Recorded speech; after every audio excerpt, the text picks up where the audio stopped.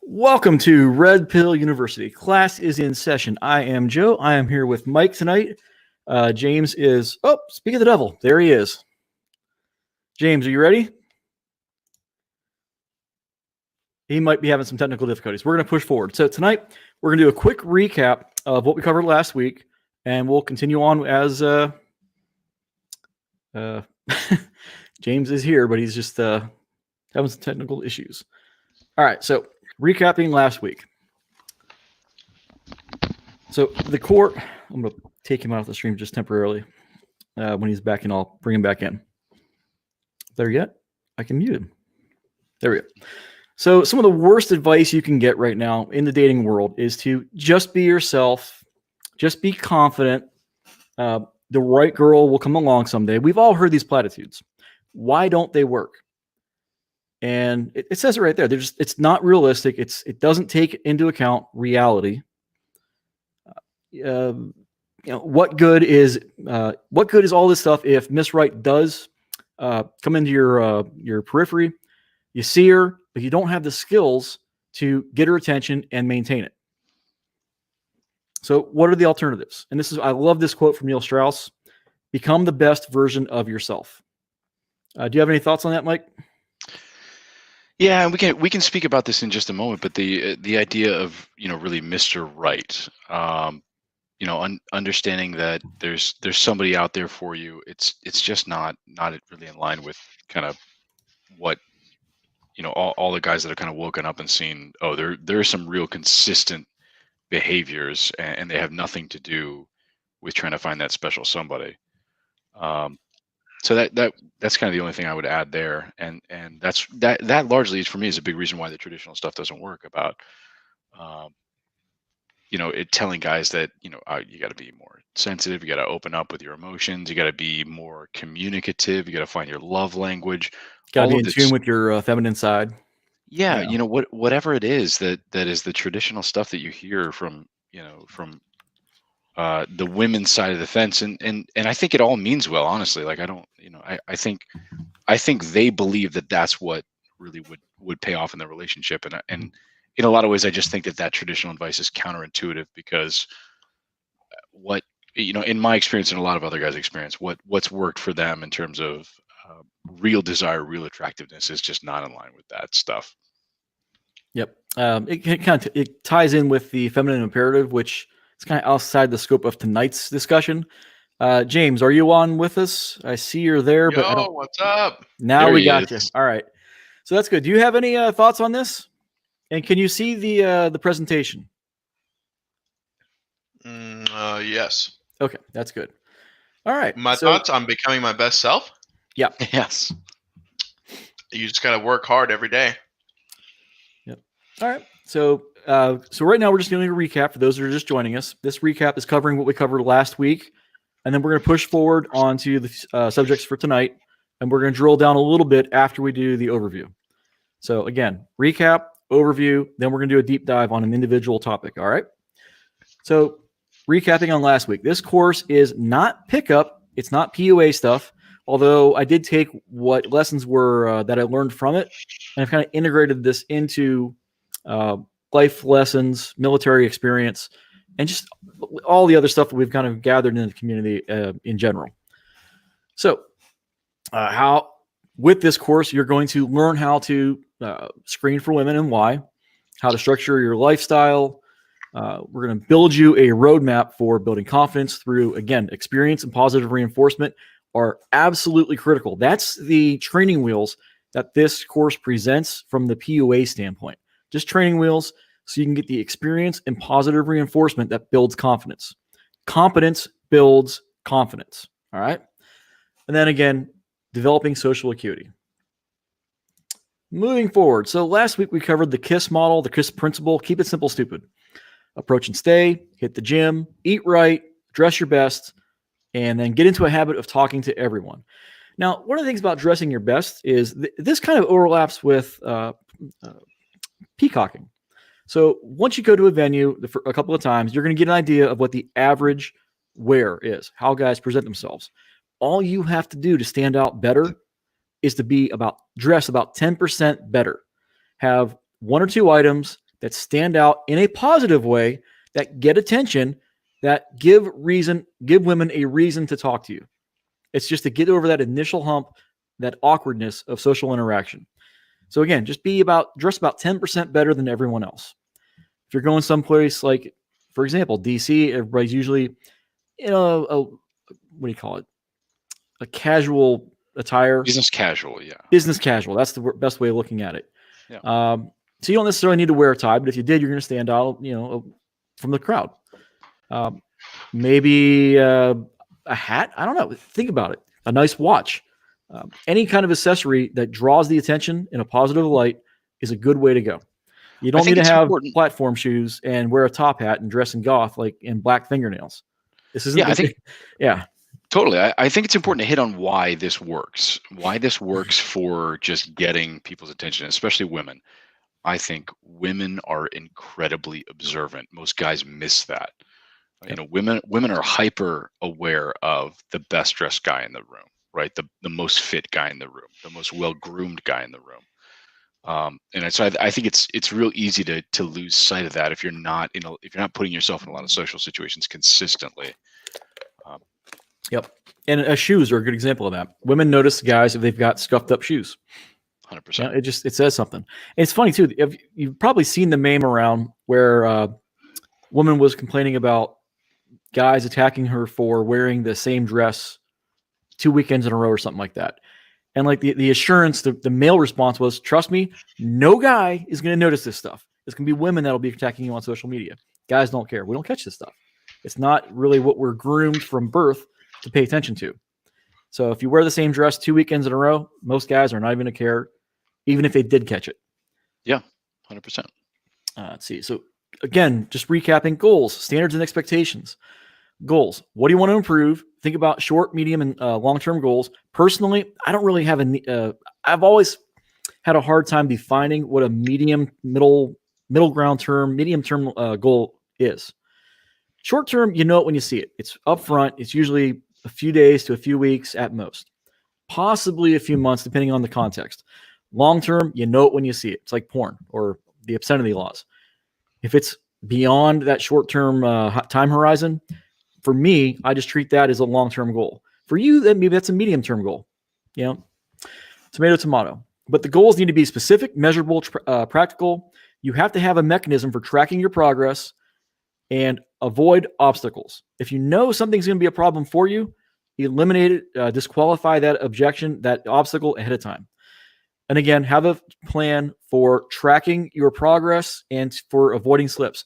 As soon as you realize you're screwing up, maybe you're not going to the gym, and it's Friday. Don't wait till Monday to start going back to the gym.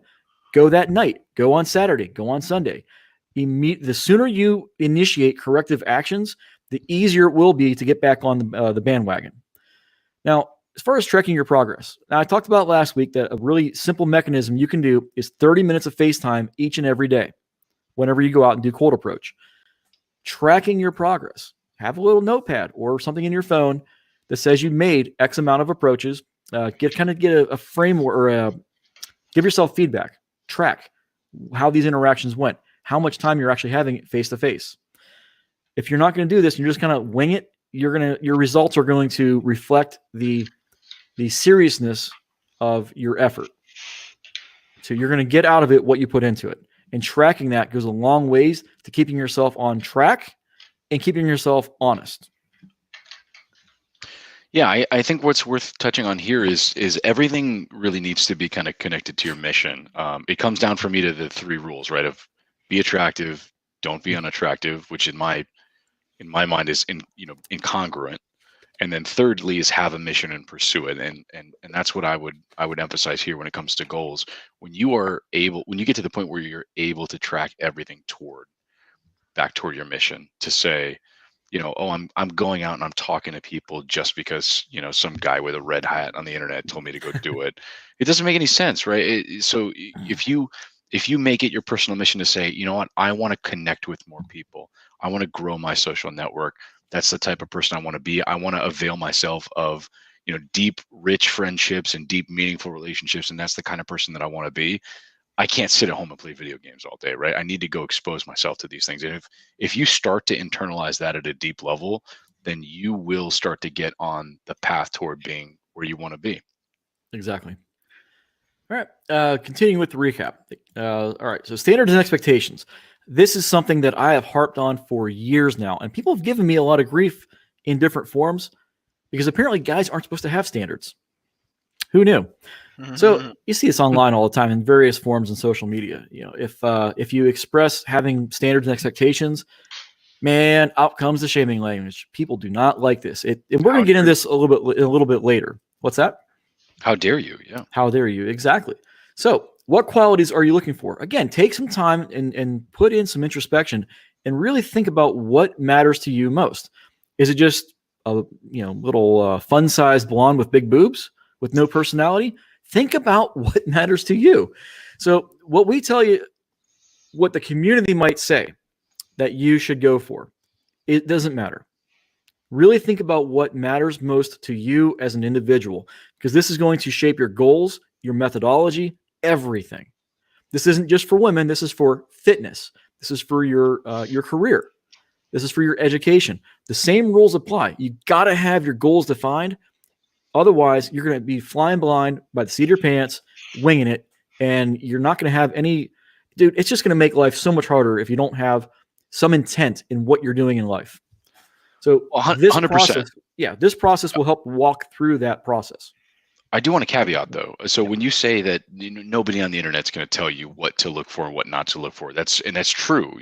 Nobody can prescribe. Well, we can't tell you what's right for you as an individual. Yeah, correct. Nobody can be prescriptive. What we can do is say, look, if you're a guy that really doesn't understand how not to get manipulated, you should probably look out for a girl that's just after your wallet, right? You should absolutely be aware of not sticking your dick in crazy, that type of thing.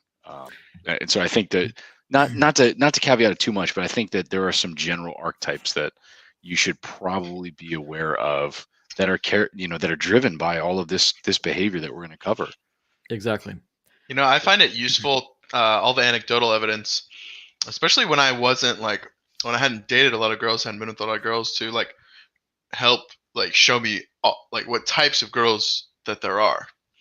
I don't know if that makes sense, but with limited experience, if you have limited experience, how are you supposed to know what's possible in terms of what a woman will do for you and what she can do for you, or what expectations are unrealistic. So especially in the terms of what you don't want. If you don't have a lot of experience with women and you're taking the first thing that comes along, you don't have the bad experiences to inform holy crap, these are all red flags I should be avoiding, because you don't have the experience. That's one of the things I really like this community, that we have all kind of got this brain trust, this collected experiences of hundreds of thousands, if not millions of men over decades, if not centuries.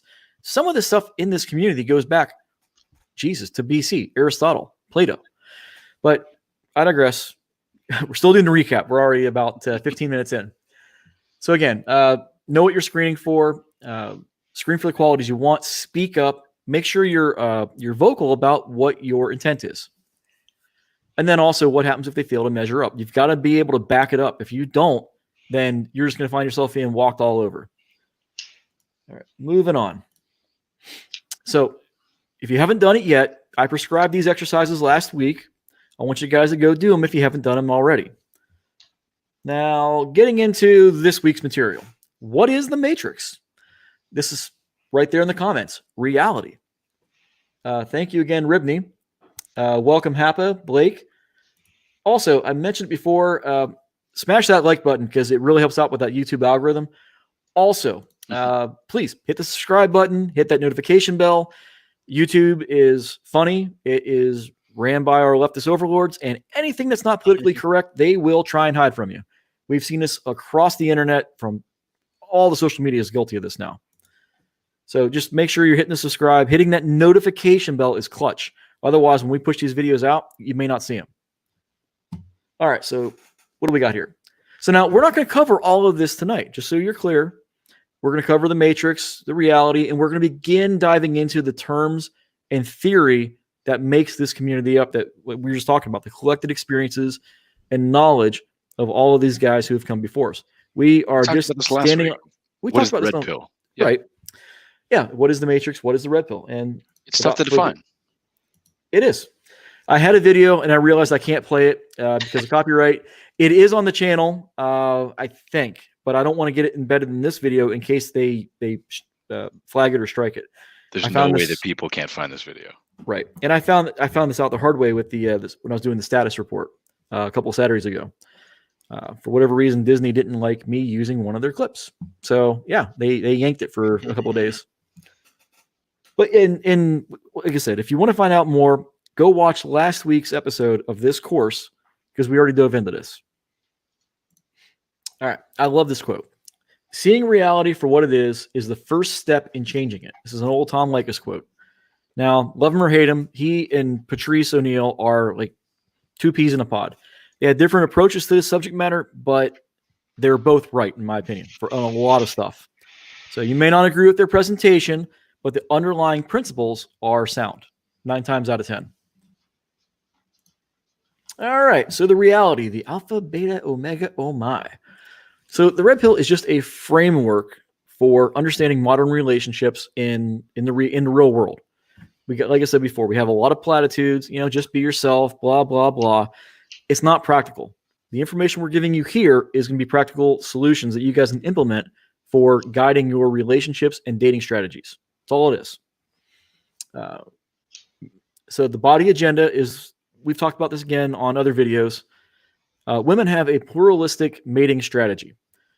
And when they're at the height of ovulation, they tend towards more alpha characteristics, strong jawline, tall guys, big buff dudes. But the rest of the month, they tend towards beta qualities, the providers, the dad bods.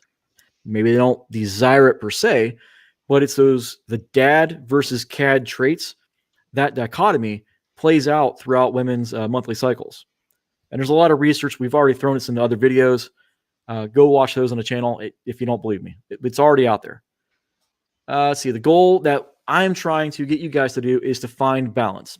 Most guys that find this community have an abundance of the beta male traits, but they're lacking the alpha male traits. So the idea, this is why we say hit the gym, eat right, because most guys need to alpha up in a sense. Matter of fact, that was an old blog we had, Alpha Up.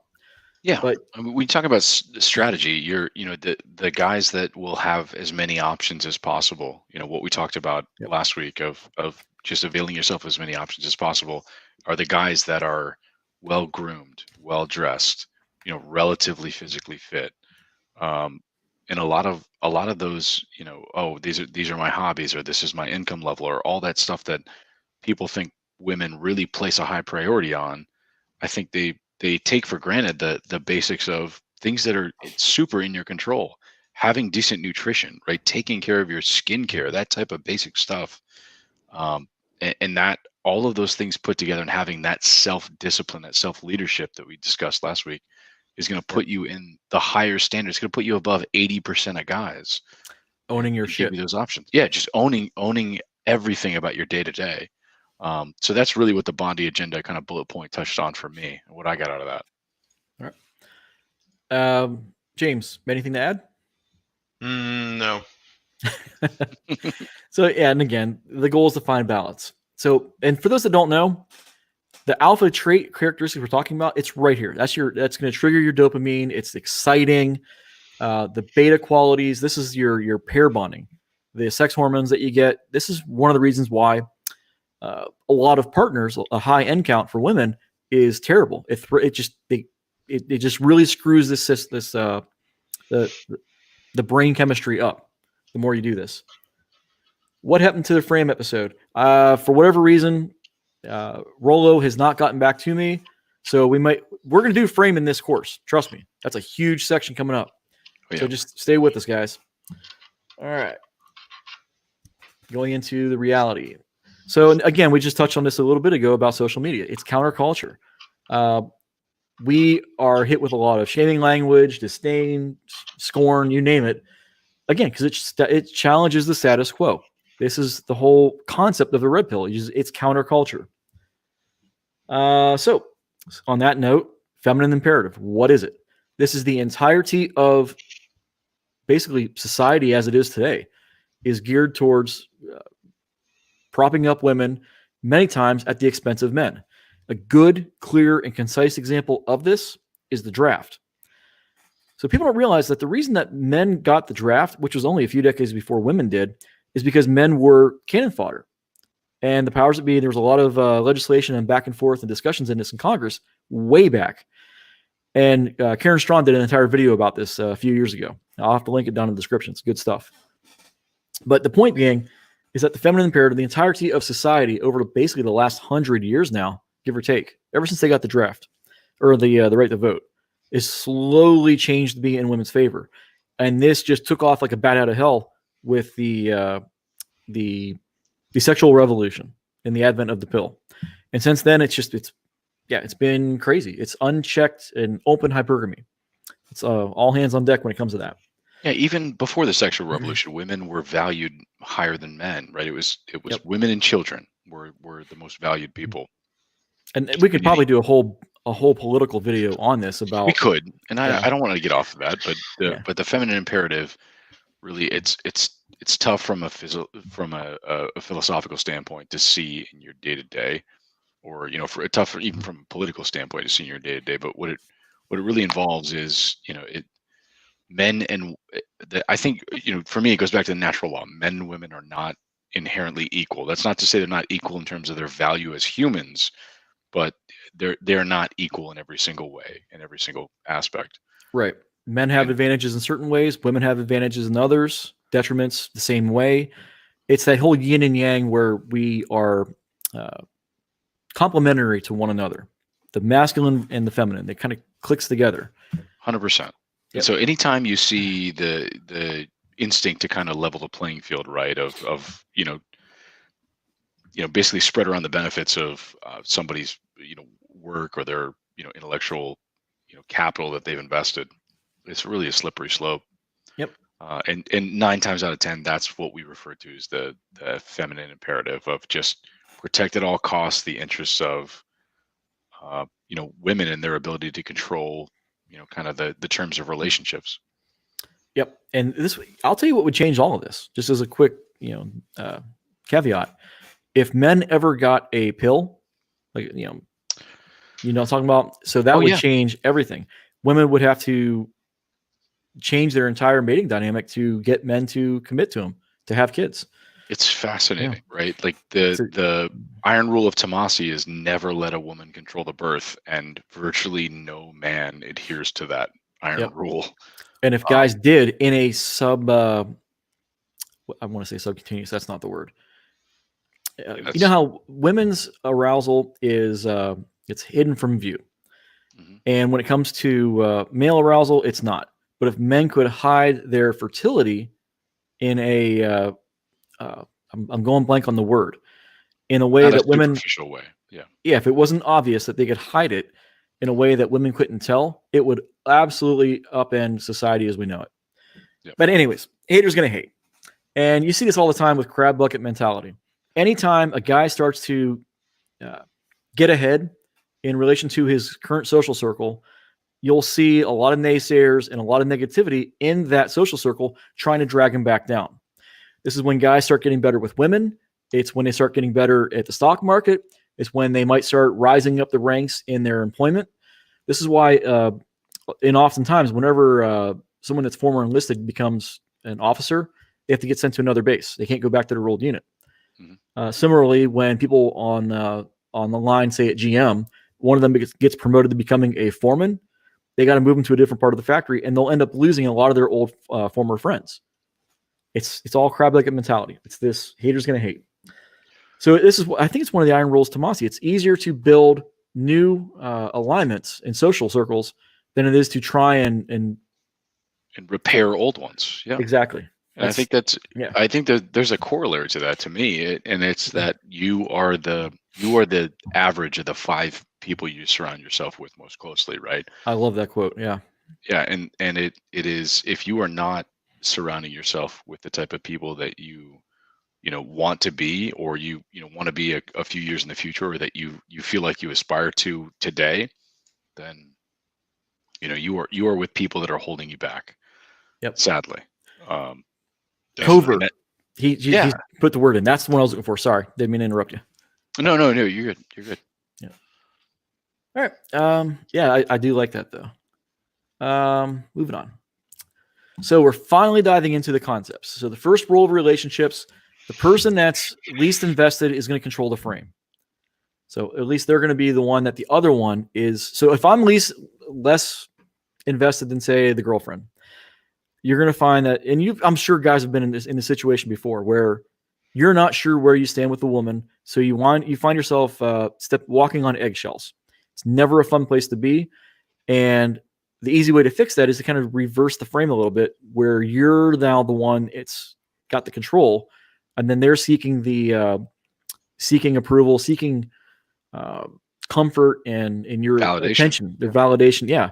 So as soon as you flip that, man, the power that gives is monumental. It's a huge shift in the frame. And the first time guys see this, try not to go overboard because if you do, it's going to blow up in your face.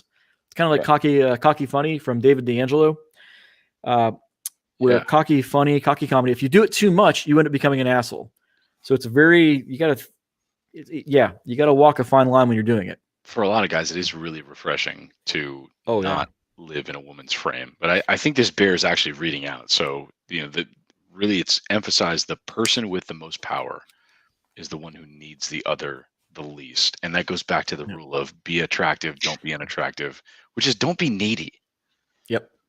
Really, it's not that you can't have needs and wants, like everybody does, and that's your imperative, but don't be overly needy. And there is a real line, right? Of if you are constantly seeking out validation from other people, blah blah blah. Like there's a million of those examples, but that is the first rule, and it's worth mentioning that if you enter in a relationship with that dynamic in your favor, sky's the limit, right? It's so much easier than trying to repair it after the fact.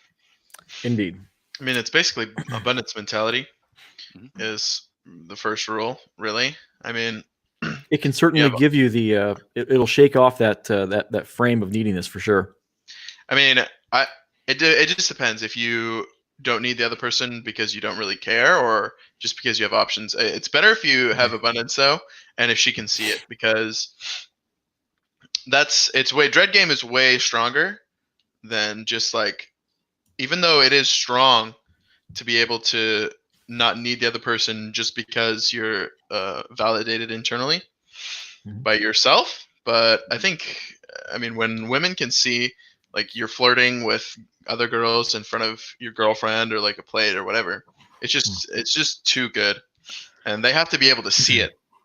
Yeah, you cannot do dread by talk. It's got to be displayed. And the most powerful one is whenever they're seeking your attention, but you're batting them away. That is something where something is going to a gear will slam in their head, and it is just crazy. It's fun stuff. Yeah, I agree. It's always the really them buying into the mission or the vision that you've got there is going to be always less powerful than the competition element. Yep. All right. Speaking of competition, this is going to be a tricky one. Alpha widows. Alpha widows. Now, a woman whose past lover was an alpha male. Alpha in this context just means one of those guys that's in that top 10, 5, 10, 20%. Could have been a high status guy like a celebrity. Could have been some rich dude that just doted on him. Who knows? It's often going to be someone who they encountered early on in life. And this is, again, why a high end count is rough. Because now you're competing against their highlight reel. And no one wants to be the second fiddle or the guy that they're settling for. So going for them when they're younger tends to work out better because you're going to be less likely to run into an alpha widow. Again, maybe you're going to be the one that alpha widows them. Hopefully not. But because if you're doing your things right, maybe who knows? I digress. The point being that if you run into an alpha widow, the problem is, again, the highlight reel. They're still going to have in their head that this is the bare minimum now of what they can get. So any guy that doesn't match that level or above is going to be really fighting an uphill battle. Let's see, anti-slut defense. This one's kind of controversial But you see this in the pickup world all the time. It's whenever you start, things are going well. You might have met them in a cold approach, like in a bar or a club or something like that. And you hear this, I've never done this before. Or they tell their friends after you've hooked up, well, we just went back to his place and one thing led to another. That's all it is. It's giving them the plausible deniability that they didn't intend to have sex, but they did, and it wasn't their, it's relieving them of responsibility for what happened. That's all it comes down to. Yeah, it's interesting how this happens in relationships too. Is women always want to give themselves an out, right? And you get into a conversation or argument about XYZ, and they want to be able to save face, right? If they're wrong, it's not about taking accountability and saying, oh, I made a mistake, I'm going to fix XYZ. It's about, hey, I gotta, that may not have been the way to speak to you, but and there's always a caveat about, but I also, there were some other things that happened here that I'm not quite responsible for. Now, are you talking about Deering? I'm talking about from a female standpoint, right? Okay. Like it manifests itself differently in relationships, is my only point. Than it does when it's just, it's super easy, when you're, first meeting a woman to just, have that come up, and it's basic anti-slut defense, and you'll say, 95% of the time, if you're taking it seriously, you're just making the wrong move. And Oh yeah.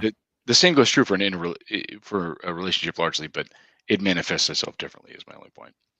That's fair. And again, it's just ASD is just, it's so that they don't look bad. They're not going to get judged in their social circle, is what 9 times out of 10, that's what it comes down to. Yep. Right. Women are so overly concerned with perception. Yeah. Yeah, it's that social judging perception, like you said. Absolutely. All right. Let's see here. Approach anxiety. This is something I've kind of, wouldn't say I'm an expert at it, but I've kind of got this one on lockdown. It's a combination of fear of rejection and stage fright, aka love shyness. Everybody in life has felt this at some point or another. And for years, this is all I focused on, was just trying to get over the approach anxiety and working on openers to give guys the tools for how to navigate this nervousness that they'll feel when it happens. And that's really just, that's the stage fright portion of it. That fear of rejection goes away once you build that confidence, because then you just kind of go into it. You know what you're going to do. You've got a plan of action. You're a man of action because you've done it so often that you can kind of judge what the response is going to be based on what signals they're giving you. And we're going to cover those later on. Boobs versus booze. This is an interesting one. Research has been done on this in MRIs. And I wish I could find the old links for this, but the gist of it was, when they showed men pictures of hot women, the same parts of the brain activated and deactivated, comparable to men that were under the influence of alcohol. So when they say guys think with their dick, they're kind of talking about that. Yeah, this is what they're talking about. So be mindful of that. Make sure that you're making sound decisions based on the information we talked about earlier, the goals and standards and expectations, not just being love blind and letting your judgment go out the window because she's hot. Also, the more you're around hot women and build up that your experiences, the less this will affect you. That's one of the things that I found interesting. So if you date a lot of hot women, you become kind of numb to, or acclimated, it's probably the best word for it. You become acclimated to the looks so that this stops happening to you. Bruffolt's Law, we talked about this before the show. This is critical. The female, not the male, determines all the conditions of the animal family. Where the female can derive no benefit from association with the male, no such association takes place. But wait, there's more. That's Corollaries. so profound, though. It is profound. The corollaries. Past benefit provided by the male does not provide for continued or future association. Any agreement where the male provides a current benefit in return for a promise of future association is null and void as soon as the male has provided the benefit. Lastly, a promise of future benefit has limited influence on current or future association with the influence inversely proportionate to the length of time until the benefit will be given, and directly proportionate to the degree to which the female trusts the male. There's a lot to unpack here. Oh man, yeah. So Can we first just off, spend a minute talking about that? we're gonna, well, let me see here how we're Let's gonna do not. it. Let's not unpack it. Let's. Right. Let's continue on to the Dark Triad portion, and then we're going to circle back around to Bruford's Law because this one, there's a lot to it. So we're going to move forward just a little bit briefly. Now, for those that don't know, Dark Triad is just these 3 personality traits: narcissism, Machiavellianism, and basically psychopaths. They are massively attractive to women, at least in the short term, especially when they're in the ovulation phase of their cycle. And again, what is the old saying? Nice guys finish last, chicks dig jerks. Why are bad boys attractive? Right here, this is why. So I should say over here. Yeah, that's why. You got they're power driven, tend to be high status. This is going to be your think of it in terms of what was the guy's name from American Psycho? Bond managers, guys in finance. They're really driven, tend to be some flavor of Dark Triad. They're going to be extroverted. They're going to have low levels of neuroticism. They're going to be dominant and they charge forward for good or for bad and go for what they want. And that's one thing that a lot of guys lack. This is what we talked about before, trying to amp up your alpha qualities, because a lot of guys don't go for what they want. They see a pretty girl and they do nothing about it. Don't be like that. So hopefully amping up your extrovertedness will help out with that. Again, low amounts of empathy and agreeableness. They're more dominant. They are going to keep you on your toes. Women like a challenge. So if you are overly agreeable, you're not a challenge. Rocket science, I know. Not prone to being needy or over investing. We've covered this already. And in other words, like I said, they're a challenge. And there's more to this as well. Why don't you guys talk about that for a second? Mike and James. Yeah, I think when you talk about women and how they look at things in terms of being a challenge and so forth, I think what's important to remember is to some degree everybody likes a challenge, right? So you can relate to that as a guy, even just starting out. But what's really, really critical to realize is these are the things that traditionally indicate that a guy's DNA is going to carry on, for generation after generation from an evolutionary biology standpoint. We hit on that a little bit last week, but the power driven element is you are going to be more likely to be able to provide resources, right? Being extroverted, you are going to be tied into a social structure that's going to help you protect your family and be able to provide for the resources, on and on and on. And so it's interesting, especially in a situation like today where more people are orientated toward, hey, how do I survive, right? How do I survive, in modern times, given the current situation of, we're in a global quarantine, right?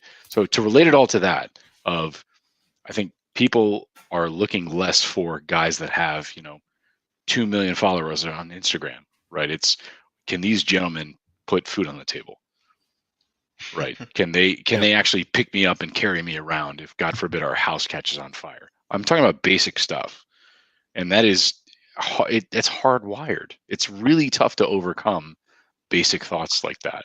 Right. James, I'm interested in your thoughts. Yeah, I mean, it's basically impossible. I think that it's so interesting when you look at evolutionary psychology, and we evolved in the wild in tribes, and anything that connects to that, if you can connect something to that and root it in some explanation evolutionarily, then you're probably onto something. I remember reading one story. I can't remember where, if it was on Red Pill or something, where this guy was out with his chick, and things were going well and whatever, and she saw this guy just piss on somebody's car, and she ended up banging him. she like it was just so funny. Like I don't know, you never know all the details. Like was the guy beta, like what everything else, but she kept saying that he was like an asshole, that he was like this insane guy, but like he was just some Machiavellian moron, and he pissed on a car and doing some crazy shit, having a good time on his own terms, and he got laid So by I got, someone he didn't really even talk to or know. so I have something that kind of piggybacks on that really nicely is these guys who go to jail for horrendous crimes and get love letters and marriage proposals by women all the time. It's fascinating. It's mind-boggling how that happens. And then there's also the fact that being a challenge, when they do win you over, they're going to be massively more invested in you and the relationship than they will if you just gave them all that attention for free. That's the plus side, the positive that you guys got to take away from this. Not you two, but the audience. So the more you make them work for it, and you got to thread that needle so you don't be too much of a challenge that they just say, fuck it, juice isn't worth the squeeze. But if you can get them to work for your attention and affection, they're going to value that affection and attention way more than if you were the nice guy who were just being nice. Giving it out for free. Like Exactly. Chuck E. Cheese tokens.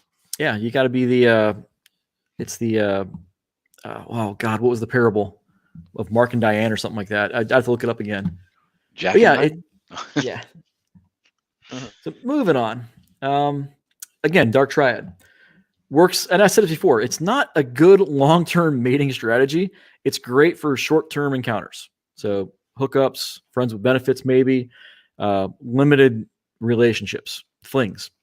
Well, I would argue it's best when you want to press the dread button, right? It's best when you want to get into that mode of, yeah, you know what, I've still got it.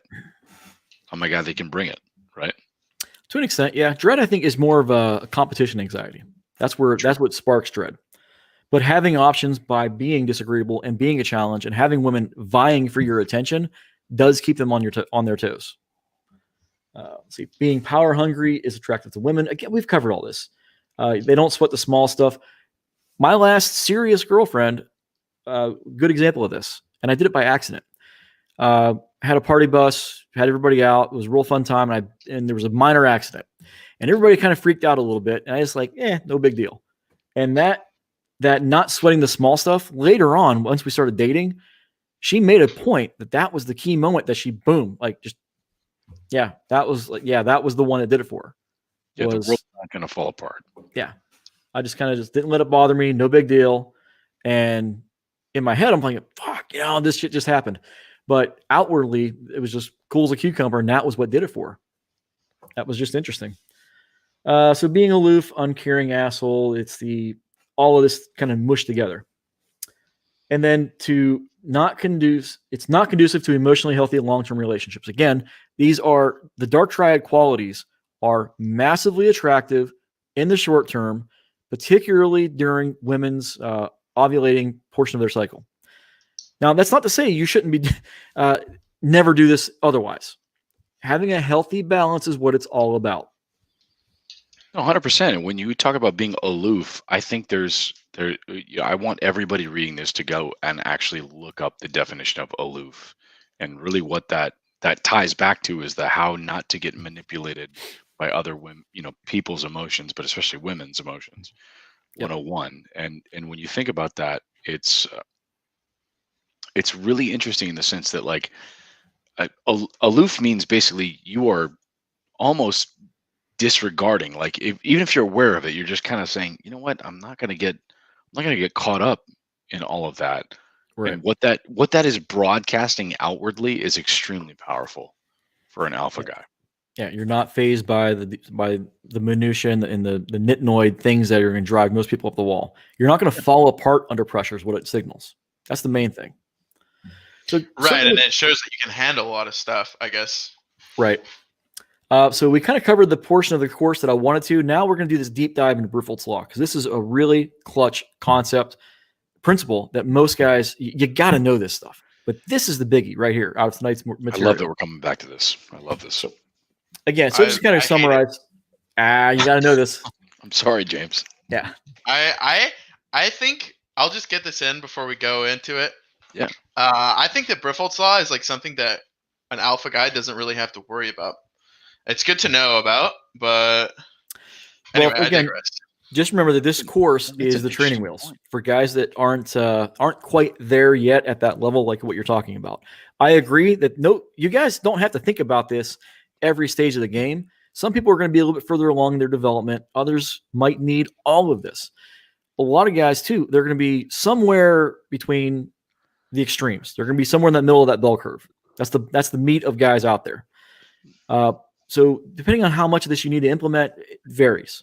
But so what you're talking about, though, I think is critical. Most guys really probably don't need to have this stuff on their mind 24/7. But anyway, I digress. So just to review, the female, not the male, determines the conditions of the animal family.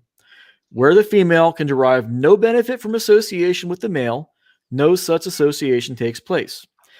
Now, on the surface, this is common sense.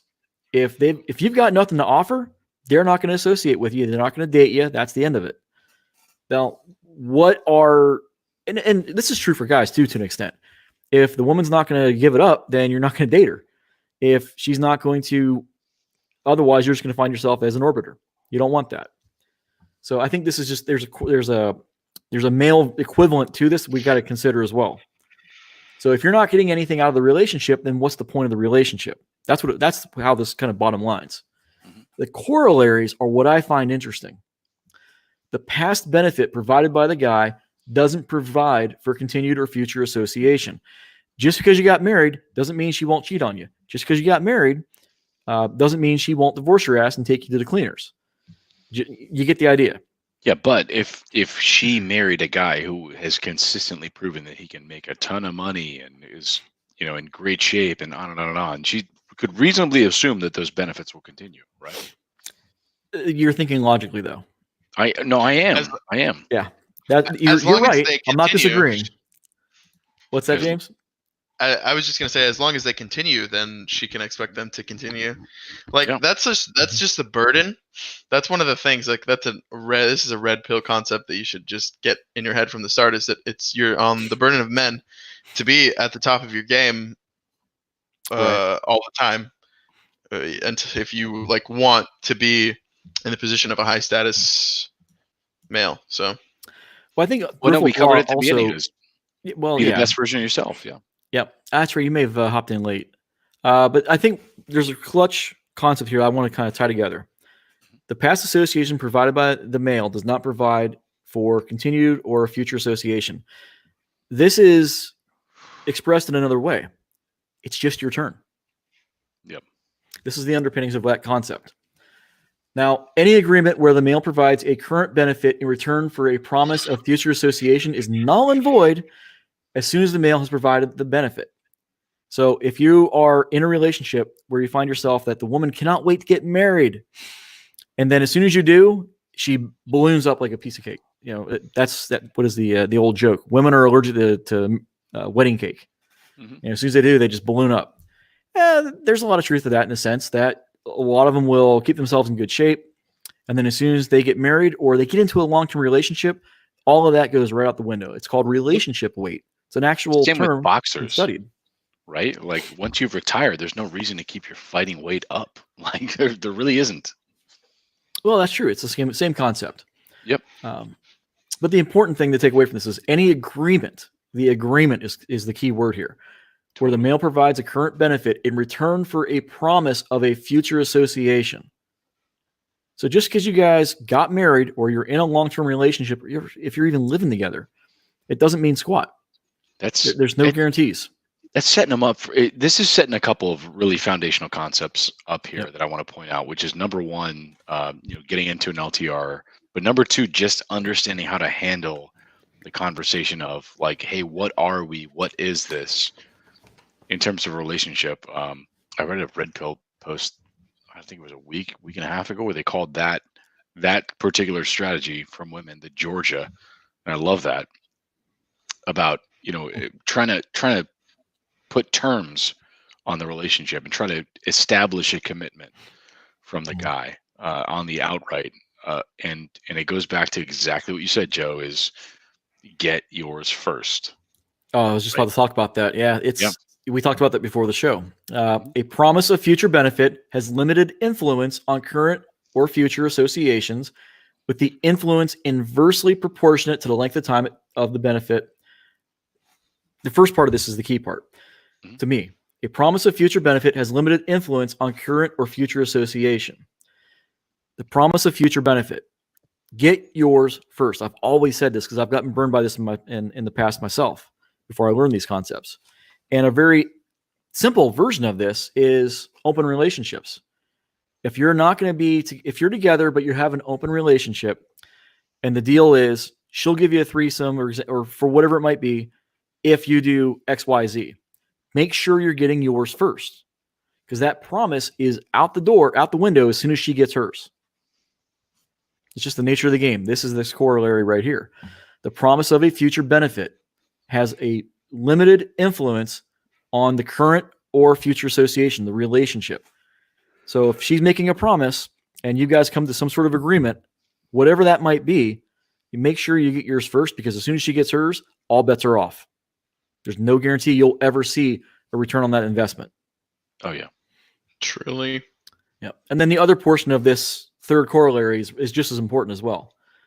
The influence is inversely proportionate to the length of time until the benefit will be given. The influence is inversely proportionate to the length of time until the benefit will be given. So, what are some examples of that? I'll give you a great example. My wife and I, for a long time, have been trying to sort out, some credit card debt that we've had hanging around. And the truth is, like, I got a larger income than her, and I've been putting, tons and tons of payments away toward my credit cards. And she's just said, man, I feel like we're ignoring my credit cards, and I feel like we're ignoring my financial priorities. And the reality is, like the longer that timeline goes on, the less she kind of really believes that benefit of my income is actually going to, come to fruition for her. And what is her credit card debt? Now, mind you, we've taken this on, since we were both married. So it's really under the context of our marriage debt. But the point being of, she's literally flat out told me, I will believe it when I see it. When I told her, hey, I'm going to put X thousands of dollars toward your credit card, she said, okay, buddy, I'll believe it when I see it. And that's challenging, right? And that's challenging in a relationship, right? You can meet a girl at a bar and say, like, oh, let me buy you a drink, right? And that's fine and all. But when you've established a baseline, I think it all comes back to baseline, right? When you've established a baseline of, you know what, I'm going to pay for one dinner out every other week, and that's what, kind of the level I'm at investment in this relationship. And,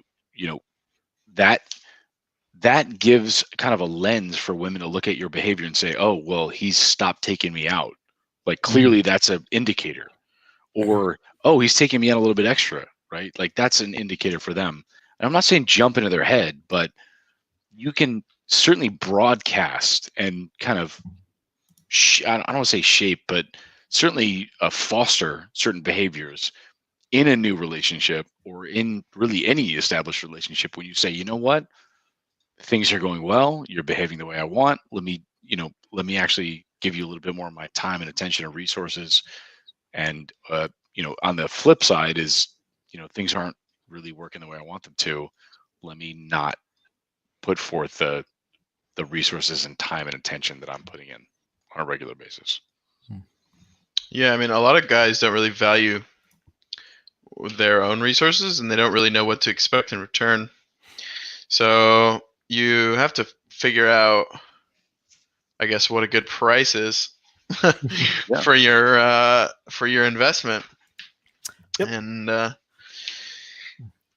And really the only thing I had to say about Briffault's law is put yourself in the position where your association with you is the benefit that the female derives. That's an interesting concept. If you know what I mean. So. Well, this kind of talks to that last piece of the third corollary, is that it's directly proportionate to the degree to which the female trusts the male. So if she's desiring you, she wants you, then she should be, and she trusts you, the more likely she will be to fall into your frame and commit to whatever that agreement was. So does that kind of jive with what you're saying? Yeah. Yep. So hopefully, I mean, this is pretty much as much of a deep dive I've seen anybody go into on Briffel's Law. There's a lot to this. There's a So ton again, to it. there is. The female, not the male, determines all of the conditions of the animal family. Now that right there kind of just sets that's frame in a nutshell right there. Mhm. So navigating around that's a tough one to do as well. That's a hard nut to crack.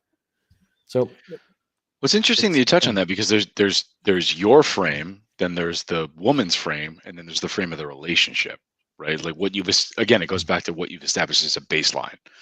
And I don't want to belabor that point, but I think all of those are really worth touching on from a Briffel's Law standpoint of, look, right, the woman 9 times out of 10 is going to establish that. You know, they will if you allow it. Now, there's a key thing that I think a lot of guys miss. Mhm. And this is when you can shape the relationship to be an us frame. And as soon as you do that, it's you against the world. Now you are relying on each other in a sense. But that framework of a relationship of us versus them creates an automatic in-group preference. And I think a lot of guys fail to do this. And as soon as you do, if you can reframe the relationship to being a team, you and her versus the world, where everybody that's outside the relationship is not necessarily the enemy, but they don't have your best interests at heart, that frame is a positive structure to build the relationship on. And I wish more people would understand this. This is where a lot of relationships go wrong, where the guys don't do this, because it's your job to set the frame. If you just fall into her frame 9 times out of 10, maybe 99 times out of 100, you're going to be a social framework where a lot of her friends, family, outside influences, orbiters as well, are going to be pressuring her to corrupt and implode the relationship. I don't think anybody would disagree with this, because you see this all the time in social media. So if you can create the framework where you guys are against the world, all of those kind of impacts on the relationship are going to get bounced off of it like a shield. In a lot of cases, it's what they call disqualifying the objection ahead of time. No, I You're agree doing with you. damage control in advance by setting the framework that all of these outside. It's honestly, this is the same thing that what's that one crazy religion with Zeno? There's one blank on the term. Scientology. Yeah. That's the one where they create oppressive persons. Anybody outside that's not in the in-group are negative influences to be avoided at all costs. And this is why they protect Tom Cruise to such a degree. He's got this little bubble around him. Now, I'm not saying make a cult and bring people into your relationships, but if you can create that framework that they're going to have on their mind, or just that natural, okay, these guys are talking crap about my boyfriend. They're not people that I need to have around me because they're not a good influence on, or they don't have our relationship at heart. That's my spiel on that. So it goes back to standards and expectations. If you have a girlfriend or a wife that has a shitload of orbiters, well, right there's a big red flag in its own right. So I digress. No, I think you hit on an important point. I think when you say men set the frame, I want to make a distinction here for a lot of guys who have not, maybe been in relationships where they've controlled a good amount of the power dynamic, or they've established some terms. I would agree with you, Joe. Men do set the frame, but when you think about the corollary to that, which is a relationship is a woman's job, right? To keep that up, right? To put forth that effort, right? To be providing that value.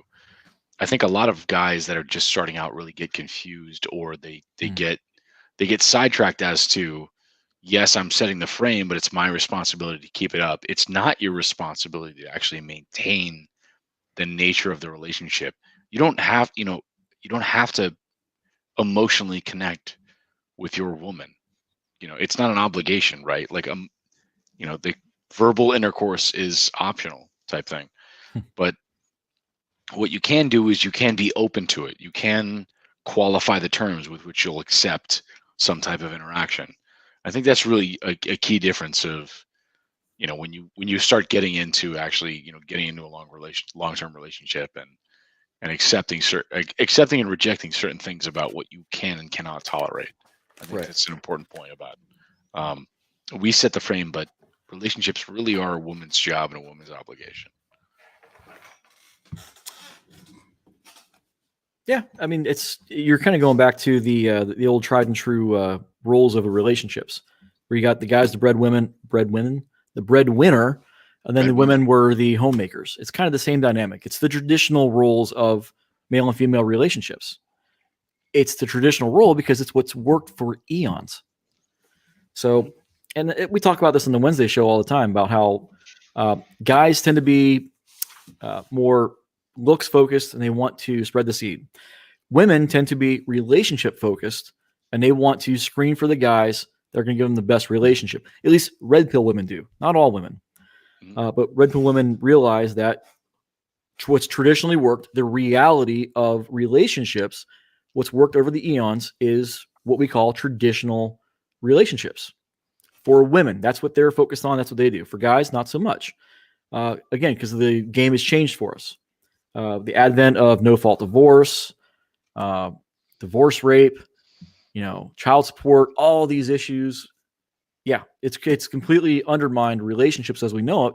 So the red pill is to recognize that fact and to navigate dating and relationships within this new framework, this legal framework, and also unchecked hypergamy. So I think it's as bad as it's ever been.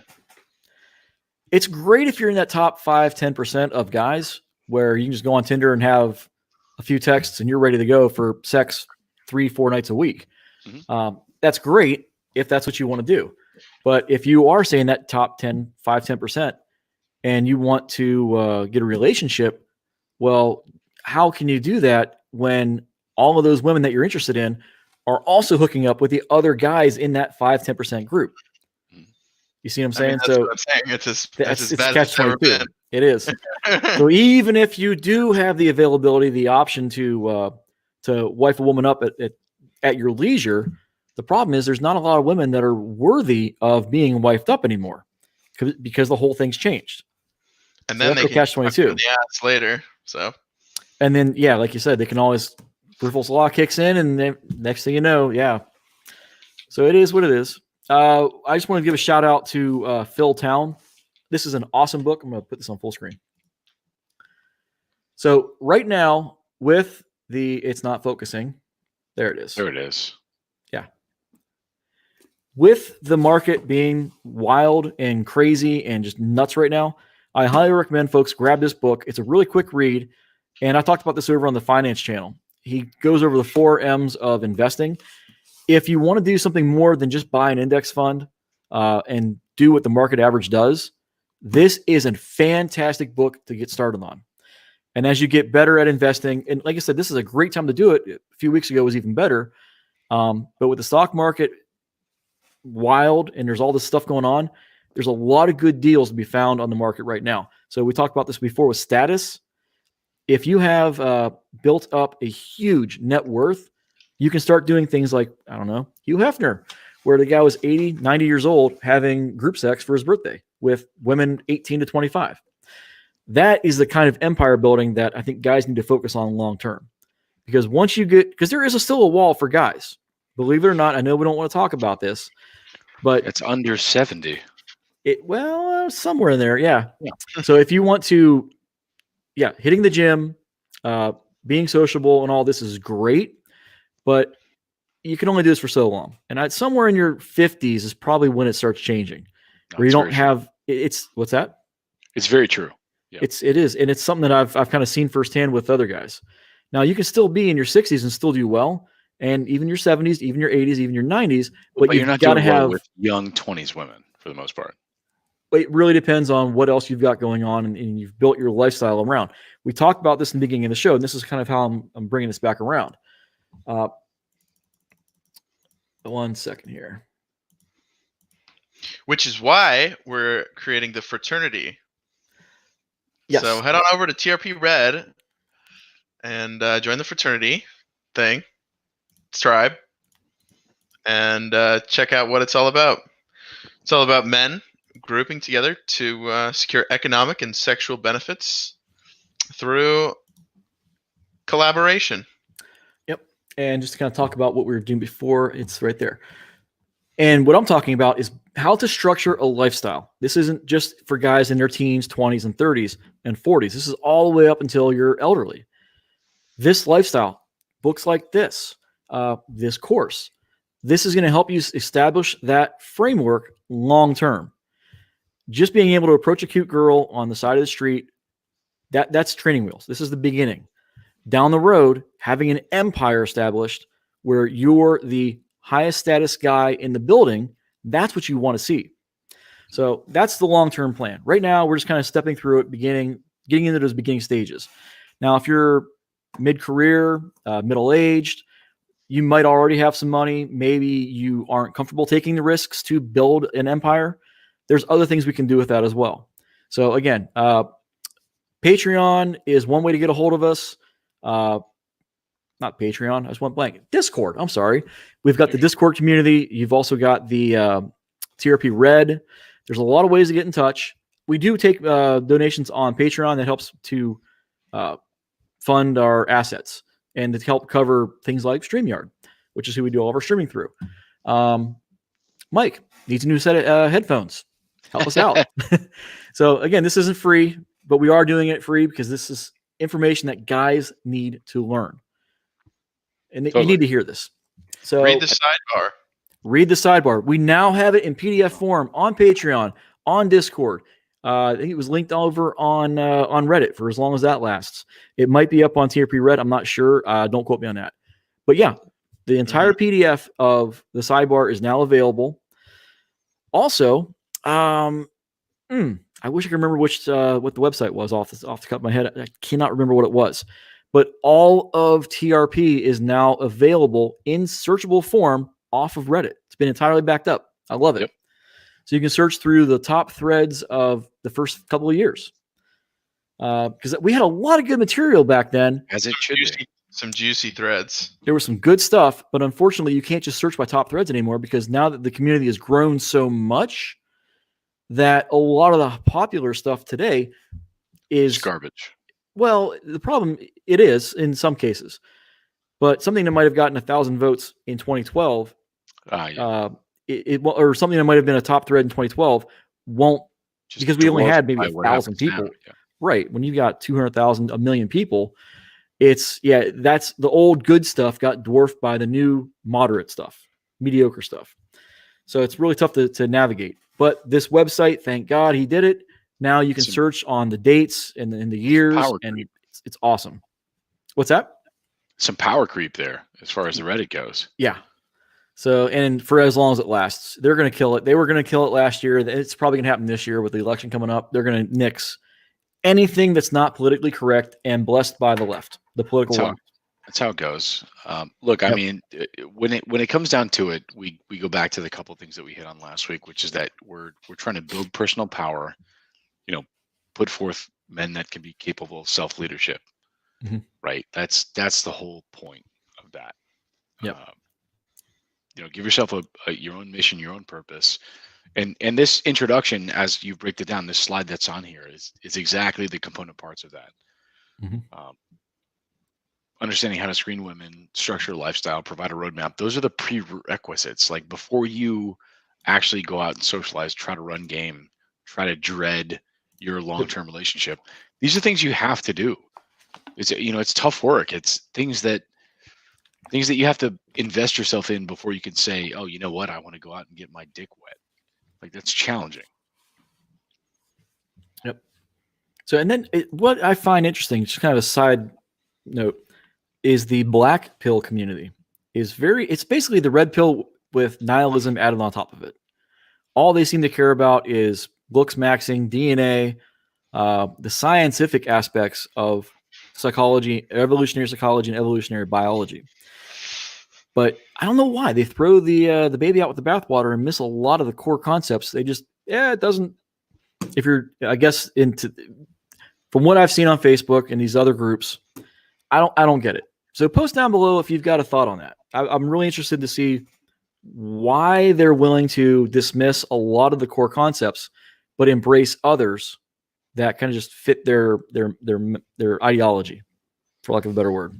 I would say there's a common thread there between the MGTOW stuff, which is it's cognitive dissonance, right? It's that I can't have this anyway, so I'm going to just find a reason to not like it, and that's nothing matters anyway. We're all going to die. And the MGTOW approach is, women aren't worth having anyway. They're just going to ruin your life. Yada yada yada. I can understand those threads of thought. At the same time, I love women. Women are great, but there is a way to actually engage with them to make sure that you're not just taken for a ride. Yeah, I see it as being a kind of a defeatist attitude, and I don't like that. Totally, I don't subscribe to that either. Now there's valid reasons to go MGTOW. Maybe you've just had enough. The juice isn't worth the squeeze. That's fine. It's the ones where they don't put in the effort. They haven't really personally experienced the positives or the negatives. They've seen what's happened to others, and they just assume it's going to happen to them. So if you had less than 2 divorces, you can't be a MGTOW, right? Is that what you're saying? I don't know about 2, but if you've, at least one. We're on the same page in that sense. At least one. Yeah, give it a shot once. Yeah, if you've got to have the experience to really say yay or nay. And it goes back to what we said before. If you don't have the experience with women to learn and have those encounters, the positive or the negative for that matter, you really have no business with we're getting stuff down in the chat now. Yeah, you really have no business because you don't have a basis of comparison. So I can't blame any guy who actually was married and just decided after they got divorced, like I'm not doing this again. I can't hate on that. Yeah, seriously. I don't think I'd ever want to get married again, but I'll still date. That's yeah. We can still get married. We're just not going to do any legal paperwork. 100%. I can't. I have no problem with that. Yep. No judgment here. With that, do you want to take some comments? Yes, I was just looking at that. Blake, go back a little ways here.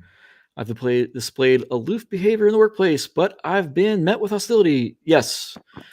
Well, so if you're doing this in a workplace, you got to be careful because it could come off like you don't care about your job, or there's a lot of negative consequences with there. Also, don't forget, don't shit where you eat.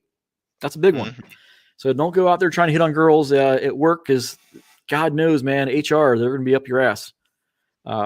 Again, be attractive. Don't be unattractive. But also, don't put yourself at risk if you don't need to in that sense.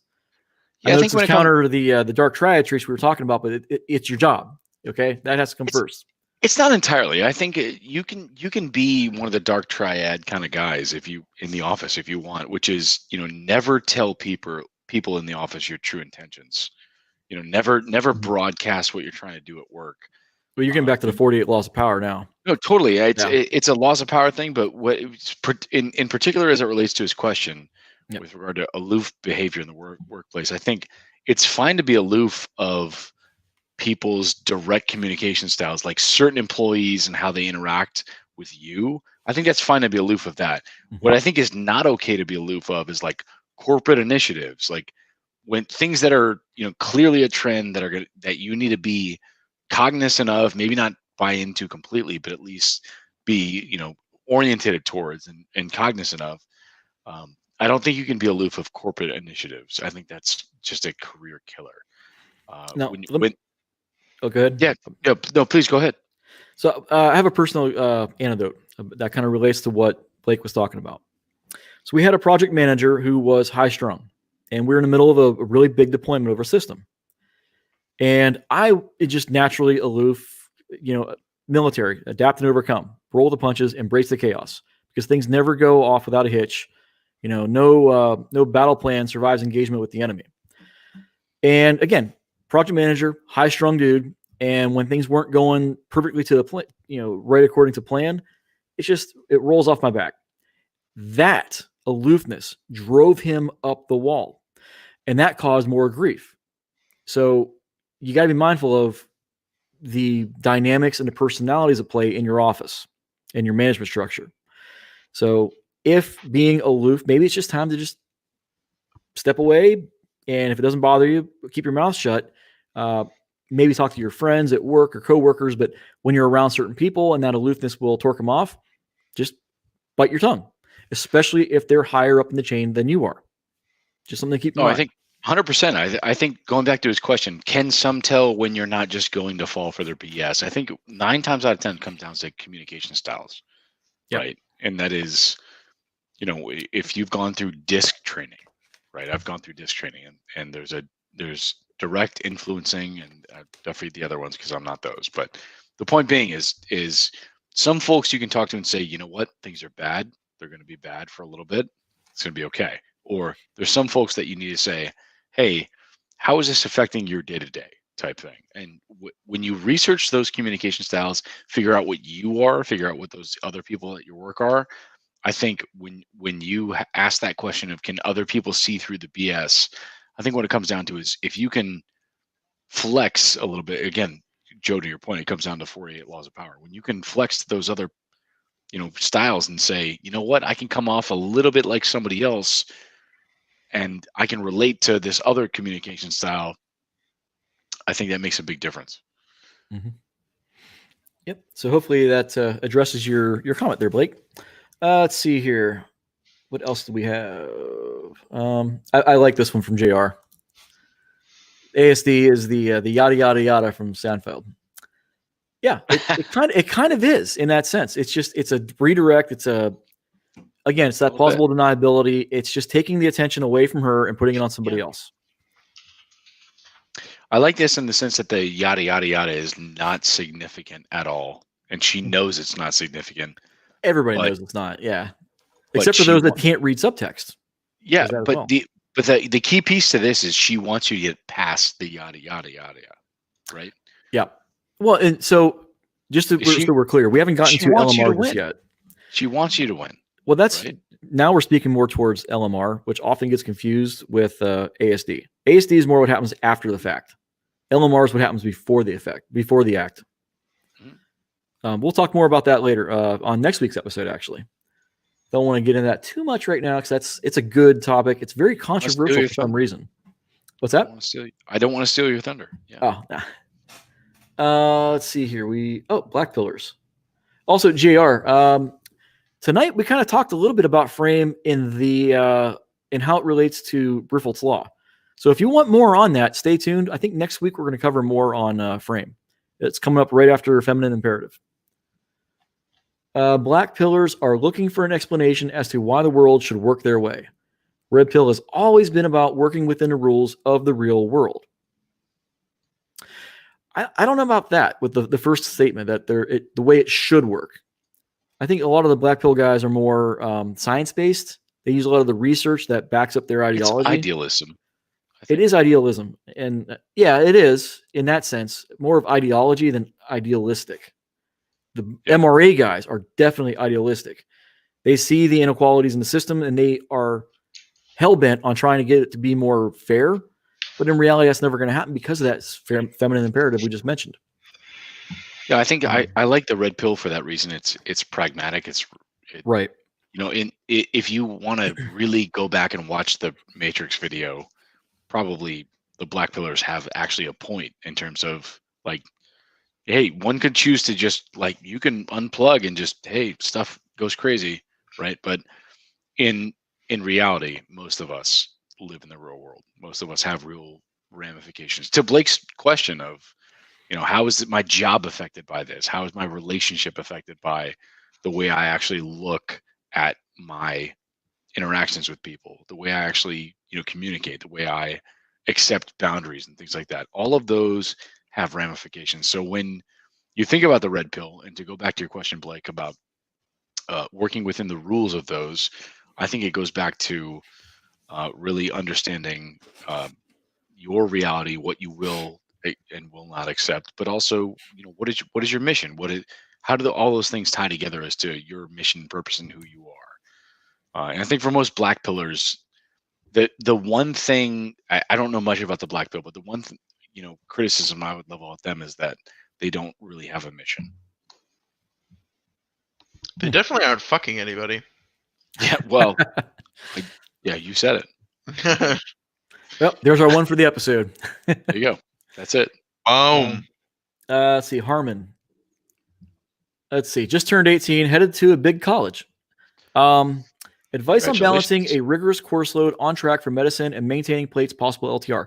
Step 1, why are you going to a big college when you could go to a local community college and save a shitload of money? And unless you're getting a free ride, that's a different story. So Yeah, I want this an is answer to just that first off, because that's a This is just some monetarily. sage advice from a guy who's a Yeah. different generation than mine. So the millennial generation, right, was told like go to college, take out a loan, do whatever you got to do, get a bachelor's degree. Sure. But that's not the right advice. Like candidly, like that's not the best option, which is go get an associate's, like go transfer to a big school. Mhm. So beyond that, if you are taking a and I'm using quotes, rigorous course load on track for medicine, you should not be doing a pre-med major. You should not be going to like a big 4 university, doing a pre-med major, racking up the fucking dollars and hundreds of thousands of student loan debt. Yeah, to just get what is effectively, most of your peers are going to come from either other countries or they're going to come from a non-pre-med major. Yeah, to get you set up for medicine. They're all going to be called doctors at the end of the day. So his parents are stupid rich. So it sounds like they're going to foot the bill. Well, if that's the case, dude, I mean, make it a 5-year, not a 4-year plan. why are you asking and us? then Yeah. Lower the course load a little bit so you can enjoy yourself in college. This is the only time you're going to have access to 18 to 22-year-old women to that degree, because most Yeah, I would colleges are 60% female. In that case, I would say don't upset the gravy train. Yeah, Make especially sure in a mom and medical dad school. You're happy, get good grades, Yep. but do whatever you can on the side, man. Anything. Have fun while you're there, though. I'll tell you that. If I could do Have everything fun. over again, this is what I would do. So, and I've actually thought about this, and I just said it. I would go back and make college a planned 5-year program, not 4. I would lighten the course load just a little bit, so this way I can enjoy myself on the weekends. Thursday, Friday, Saturday is party time, and you can do that if you've lightened the course load by about 25, 30%. So yeah, you'll have to eat another year at school. It's going to delay things a little bit, but that lack of stress will, you cannot put an emphasis on that, because you can always make more money, but you can never make more time. You will never do like the Van Wilder kind of approach to college is what I would do. Something like that, where you can enjoy that access you'll never have the rest of your life. Not unless you become the Hugh Hefner or the Giovanni Vacci guy, stuff like that. Yeah. If money is no object, like might as well avail yourself of all the things that college has to offer, which is like certainly get an education, but make sure you get everything else outside of that, which is, if you just want to get out there and date, or if you just want to get out there and like slay pussy, that's fine. I'm not going to criticize you for that. But one big takeaway that people forget about when they go to school is a network. Like, coming out of school, you could be as well educated as you could be. You could go for whatever job. If you are not a person that's networking, none of that matters. And this I is the key. That's the key takeaway from Ivy League educations: is you build those personal networks that you're going to rely on for the rest of your life. They're going to give you access to things that you would never get otherwise. It's not what you know; it's who you know. And Ivy League colleges go a long way towards giving you access to businesses and careers you'll never see otherwise. This is especially true in business. When you look at CEOs, CTOs, CFOs, your executive level officers, they're all coming from those Ivy League pools because they all know each other. They all went to school with each other. They've got kids. They've got people in their social circles. They're different fraternities. Your fraternity brothers, or just those that you came up with in that peer group, are going to last a lifetime as far as access to opportunities goes. Now, for those that aren't going to an Ivy League school or don't have rich parents, and I started to talk about this before, this is the Aaron Clarey kind of approach to college. Keep it cheap. Keep it simple. Go to your local community colleges, get your 2 years done, go to your state school for your last 2, because they're going to have usually they play together. They play nice. So where I'm at, the local community college and then the state university, they're all part of the same system. So when you take your associate's degree, your associate's level courses, those automatically transfer towards your bachelor's program. So when you actually get your bachelor's degree, you're only going to school for 2 years and you're getting that university's name on your degree, even though you only went there for maybe 30 or 60 credit hours. It's So such you'll a good save- recommendation. It You'll really save is. thousands of dollars doing this. Mhm. And you're not probably closer to like tens of thousands of dollars when you think about it, because you're not gonna have to pay for the housing. You know, you're not paying for the more costly credit hours for the courses. There's immense savings baked in. Plus, you can start going to and oftentimes you can also get part-time jobs there. So you're more, because whenever you go to a university town, those jobs are just soaked up, and there's so many people vying for those jobs. If you're going to a community college, you're usually going to be living at home, and you're living in an area that's going to have way more job opportunities for people your age. Put it that way. Less Sure. competition in that market. That's huge. Yeah. So And you in terms of maintaining plates, possible LTR, I would say neither of those things. I would say lift Oh yeah. and get big, eat right, get involved in some social activities, and I don't know. I would definitely not LTR. I don't know. What do I you would think? not LTR either. Definitely In plate college, spinning is the way to go. Yeah. You're going to see a lot of friends with benefits and fuck buddies. That's just the standard default for relationships nowadays in that age. Because it just, the clubs don't even start. They don't even get popping until sometimes 11, 12, 1 a.m. in a lot of these cities. I think it's important to emphasize that women are going to be surprised if you don't have options. You're sticking out like a red thumb. Yep. You So know, here's and something you- that's kind of counterculture too. That really shocked me. If you can find somebody that's got their shit together, that can be a mentor, that is in your local area, that can get to the college town, and you guys wing each other. And again, the fraternity is great for this. We're still building this community out. If you haven't joined it, check it out sometime, or at least find somebody in your local community that you can play off of.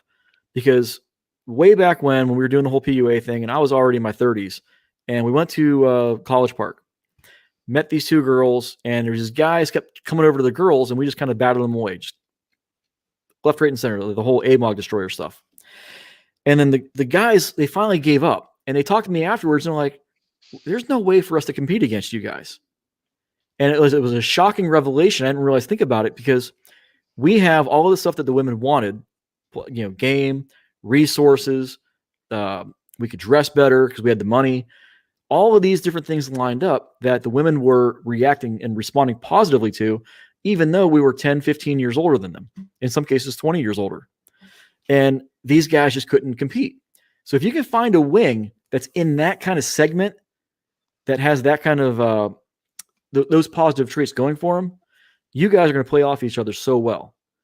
So just something to consider in the future, because most women they're attracted to guys a few years older than themselves. So if you're 18, they're 18, they're going to be going for guys 22, 24, 26. And then the older they get, 22, they're going for guys 25, 26, 30. Do you see how this kind of trend continues in life? And then the older they get, the more bigger the age gap becomes of what they find attractive. Yeah. And a lot of these women, they're only dating guys their own age because they don't have guys going there that have that status and the attractive qualities that they're really maximally attractive to.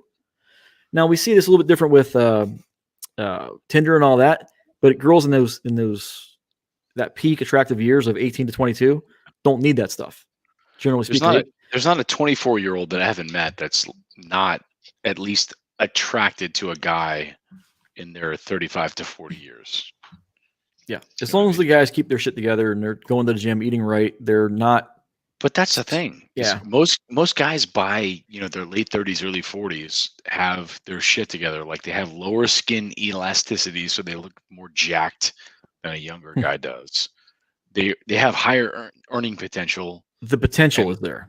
Put it that way. Well, yes, potential if they've actually put the work in and done what they need to do. The higher earning potential is there, but also they should have some level of emotional intelligence. Like if you cannot pass shit tests at 40, then what are you doing? Like read the sidebar. Dude, just go back to the beginning. but you should have that stuff down because you should have encountered enough people to really kind of frame your behavior, so to speak. Yep. Harmon, my last thing I'm going to give, the last bit of advice I'm going to give you is kind of what Mike was just saying. I don't want you to end up like one of my former students did. And he was a nice guy. The guy makes over $1 million a year as a patent attorney, a patent lawyer.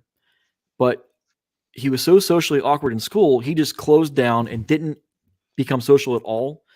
And he suffered the consequences. The guy's got millions of dollars in the bank, but he never even held a girl's hand, or I think that was as far as he got, was holding a girl's hand, but he never even kissed a girl, and he was already in his 30s. Brutal. So there's extremes, okay? So thankfully, I got him out of his shell, and he started doing okay. But yeah, I don't want you to go down that route. So just because you might have some negative experiences, don't shut down. Just learn from the experiences and try and take away some lessons that you can shape future interactions in a positive direction. All right. So we've been going for about 90 minutes. Are there any? We do have a few questions here. Let's see. As a 20-year-old, how do you combat this? Which part is that? Combat what? Get Go Flow. I'm not sure what he's trying to combat. Older guys coming in and snagging the girls? Maybe. How do you combat this? Well, good game. Being able to blow guys up by amogging, maybe. There's a lot of tactics you could do. First, the first thing to know is you don't combat anything. You work within the framework of the sexual dynamics, right? Like if you are the guy, that's the only guy, that's their option, then you have a lot more flexibility. If you are in a social situation where there's a lot of chads out there, there's a lot of guys that are fit, that have their stuff together, or seemingly have their stuff together, then you got to kind of run with the pack, so to speak. But it's a sexual marketplace. So what do you bring to the table? What are you strategy piece. If women are selling and you're buying, how much are you willing to pay? Yeah. What do you bring to bear in the sexual marketplace? And that goes back to exactly what we talked about, which is, emphasize your strengths, not your weaknesses. Here we go. Don't play anybody else's game. That's clutch right there. And I learned this in martial arts years ago. So you never want to kick with a kickboxer. You don't want to punch with a boxer. You don't want to wrestle with a wrestler. You're not going to fight against. That's their bread and butter. You want to adapt your strategies so you can take advantage of their weaknesses. It's the same thing like what you're just talking about right here. Women the same age dating at a higher age range. That's nature. There's nothing you can do about that. So you're always going to be competing against a wider range of guys than what the women are having to deal with. Just the nature of the game. So how do you compete with this? Man, there's a lot of things you can do. So in a very, very short, concise version of this, we just said it before.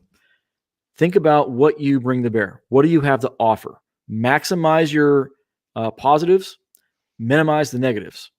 If you're short, maybe put some lifts in your shoes. Get wider by hitting the gym. Get ripped. If you're fat, lose weight. God knows I need to. I'll tell you that the best thing you can do, honestly, is if you're worried about, like, for example, if you're an early 20s guy, right, and I'm a upper 30s guy, right, and I like to lift. I like to lift big. I'm a big fan of that. I like to talk to people. I'm extroverted, right? I make great money. But if you're an early 20s guy, maybe you don't make as much money, maybe you don't lift as big, maybe you are just as extroverted as me. However, you're in a lot better health than I am, right? So you can maybe invite people out to rock climbing once a week. Maybe you can afford to actually, you have a lot more time than I have, right? Maybe you can afford to actually go work on your hobbies, go, on, bike rides, get into a cycling group, whatever that is. Like you have more time than I have, then invest in that as a strength. That's what I would argue. It's the time and opportunity as well. You've got access that older guys don't have because you're just by nature of being in their social circle. You're seeing them every day in the halls at school. It's called propinquity. We're going to talk about that next week in the course. 100%. You should be at early 20s. You should be target saturated. Yeah, right? Your exposure is going to be sky high as well as your propinquity. We're going to talk more about that next week. I think this is actually a good point to call it. I We've agree. been going for about 90 minutes now. So yeah, again, subscribe, hit the notification bell, head on over to TRP Red, find that tribe for the fraternity. Hit us up on Discord as well. And if you want access to the fraternity to meet guys in your local areas, this sounds like a dating service. Talk to myself or James. Guys, Yeah. in your local city, just tell me. Hot local singles. Yeah. Local kids. God So yeah, bless. hit us up and we'll vet you and we'll put you through put you in touch with the right guys. All right. So thank you for joining us, Mike, James. Thank you for helping us out with this as well. This has been great. And yeah, so till next week, we will see you guys. Enjoy. Later. Thanks, guys.